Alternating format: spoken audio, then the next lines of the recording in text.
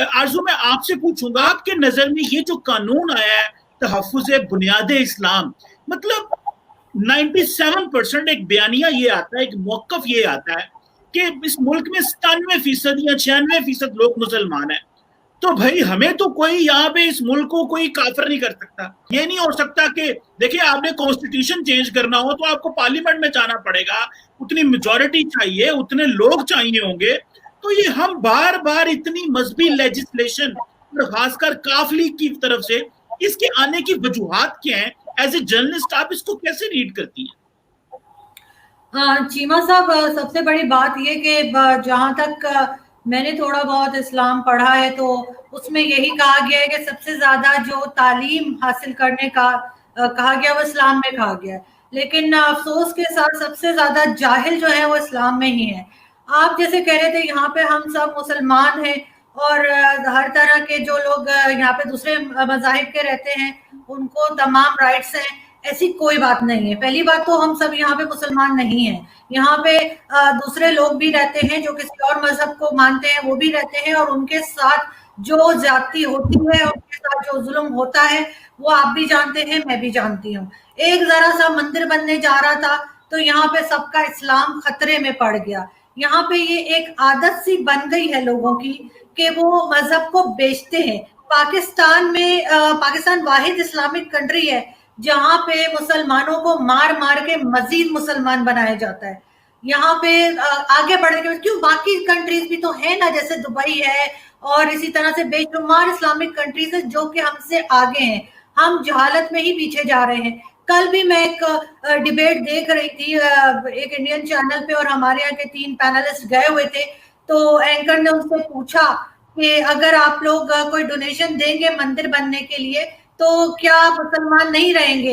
हर कोई आए बाएं शाएं कर रहा था, किसी एक से भी ये नहीं कहा गया कि हाँ जी मैं डोनेशन दूंगा तो मुझे कोई फर्क नहीं पड़ता, इस्लाम को उससे कोई नुकसान नहीं होता, मुझे कोई मुसलमान होने से निकाल नहीं देगा।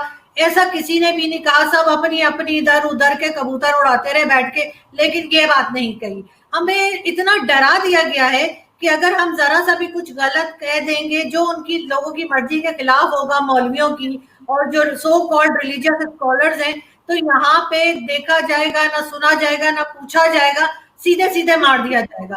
पाकिस्तान में किसी को मार देना बहुत आसान काम है।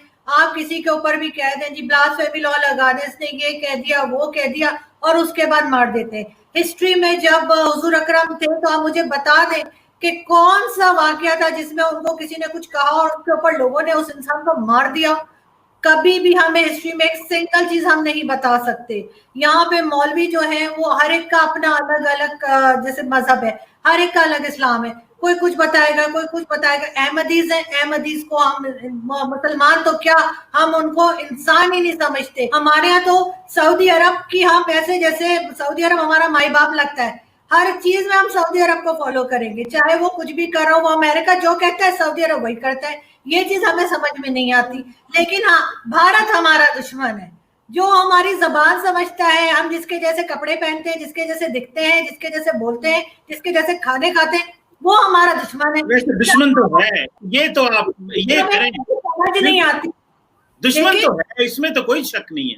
नहीं नहीं चीमा साहब, उनकी पॉलिसीज से आप इख्तिलाफ कर सकते हैं, आप उसे दुश्मन नहीं कर सकते, कि उनके पॉलिसीज हमारी भी ऐसी हैं जो बहुत सी कंट्रीज को पसंद नहीं है। हम ऐसे ही तो FATF में नहीं गए हुए ना, हमें कोई हार पहना के हमने कोई अच्छा काम तो नहीं किया था जो हम FATF में डाला गया है। हमारी पॉलिसीज के ऊपर भी हमें देखना चाहिए, जब तक हम अपनी गलतियां नहीं निकालेंगे नहीं सही होगा कुछ।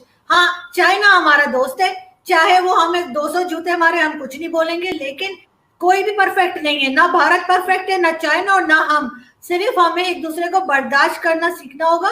और जहां तक ये मजहब की बात लेके बार बार आ रहे हैं, ये इसको क्या बनाना चाह रहे हैं, ये यहाँ पे कोई ईरान की टाइप का या सऊदी अरब की तरह के कोई रिवाज लाना चाह रहे हैं कि औरतें ड्राइव ना करें, औरतें बाहर ना निकलें। वो जो एक जन्नत का तस्वुर है ना कि 70 हूरें मिलेंगी, बस उसमें ही रहते हैं मुसलमान और उनको बस वही चाहिए।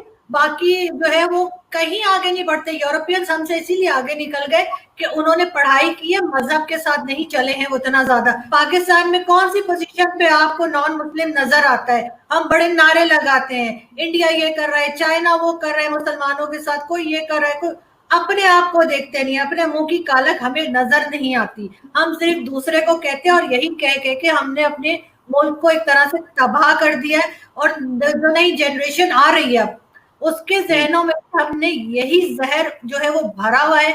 और आई एम वरीड के आगे जाके शायद हमारे जैसे जो हम 3 लोग या 4 लोग बैठे थे, हमारे जैसे लोग भी नहीं मिलेंगे, सिर्फ इसी किस्म के फ्रैटिक किस्म के मौलवी बैठे होंगे जो कहते हैं तस्वीर हराम है, मोबाइल हराम है, और ना कैमरे से हटने को तैयार है, ना मोबाइल छोड़ने को तैयार है। हर चीज, भाई ऊंट पे जाओ नाच करते, क्यों जहाज में बैठते हो, क्यों काफिरों की बनाई हुई चीजें इस्तेमाल करते हैं। मुझे तो सच्ची चीमा साहब आप हंस रहे हैं कि मैं यकीन करें, मुझे इतना गुस्सा आ रहा है लोगों के ऊपर कि इन्हें कोई काम नहीं, अजीब अजीब किस्म के बिल लाते रहते, ना हेल्थ पे काम करते हैं, ना एजुकेशन पे काम करते हैं। लोग यहाँ पे भूखे मर रहे हैं, बिल देने को पैसे नहीं है, किसी का ऊपर कुछ काम नहीं हो रहा। हाँ, मजहब को पॉलिश कर करके लेकर आते हैं, हर एक अपना मजहब लाके वो बताएगा कि मैंने और जहरा ने दुपट्टे क्यों नहीं पहने, चीमा साहब ने दाढ़ी क्यों नहीं रखी, दाढ़ी का डिजाइन क्या होना चाहिए। मतलब बिल्कुल जैसे कहते हैं दिमाग खाली हो गए लोगों के। और दूसरा ये कि हमारे यहाँ तो ये हमेशा से रिवाज रहा है कि हम अपनी हिस्ट्री भी जो है वो बच्चों को गलत पढ़ा रहे हैं।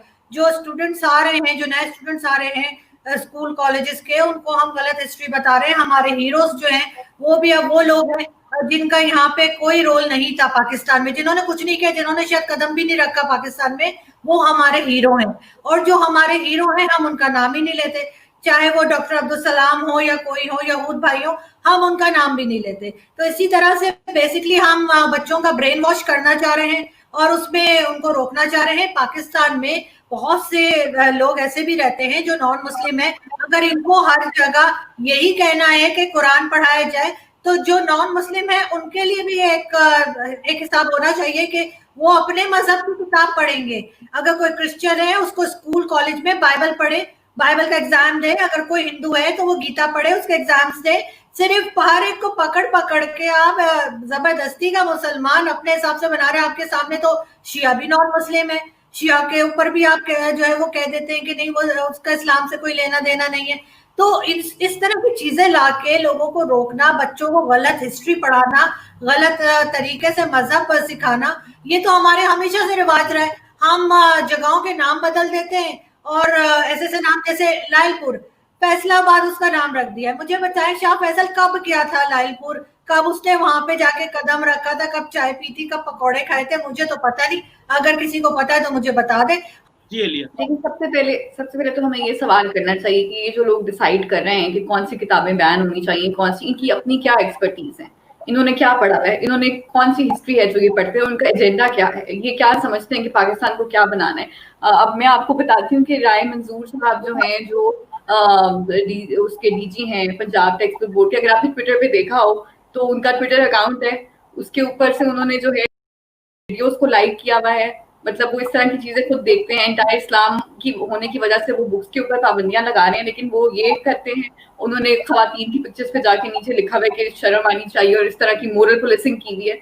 तो मतलब वो उनका अपना क्या कॉन्डक्ट है, ये भी तो हमें देखना चाहिए ना। ये कैसे वो डिसाइड कर सकते हैं कि ये कौन सी किताब बैन होगी और कौन सी नहीं, उनकी क्या उस मैटर के ऊपर उनकी क्या इतनी गिरफ्त है, क्या वो सोच अपनी कोई रखते हैं कि कौन सी जो है वो, और उनको क्या पता है पाकिस्तान का जो इंटेलेक्चुअल जो एक होना चाहिए हमारा लेवल, उसके बारे में।